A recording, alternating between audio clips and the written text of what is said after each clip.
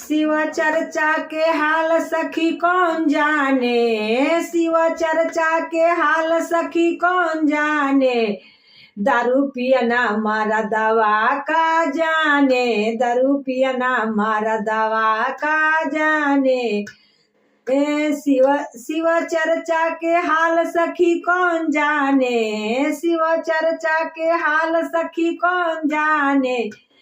धर्मेंद्र मारा दवा का जाने, गुड्डू मारा दवा का जाने, राजेंद्र मारा दवा का जाने। शिव चर्चा के हाल सखी कौन जाने, शिव चर्चा के हाल सखी कौन जाने। राजेंद्र मारा दवा का जाने, कविंदर मारा दवा का जाने।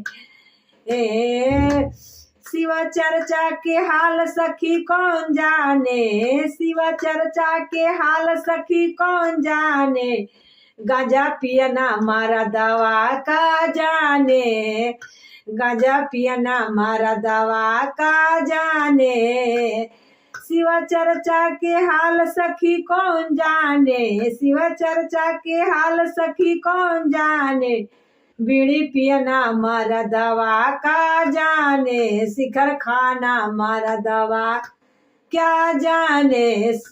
शिव चर्चा के हाल सखी कौन जाने, शिव चर्चा के हाल सखी कौन जाने।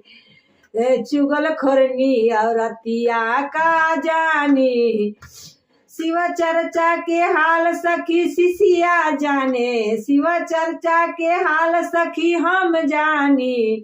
चुगल खोरनी औरतिया का जानी, चुगल खोरनी औरतिया का जानी। घर फोरनी औरतिया का जानी, शिव चर्चा के हाल सखी हम जानी, शिव चर्चा के हाल सखी हम जानी। घर फोरनी औरतिया का जाने, घर फोरनी औरतिया का जाने।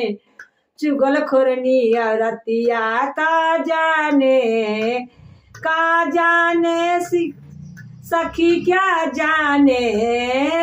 चुगल खोरनी औरतिया क्या जाने। शिव चर्चा के हाल सखी कौन जाने, शिव चर्चा के हाल सखी कौन जाने। घूमनी औरतिया क्या जाने, घर घूमनी औरतिया क्या जाने। शिव चर्चा के हाल सखी कौन जाने, शिव चर्चा के हाल सखी कौन जाने।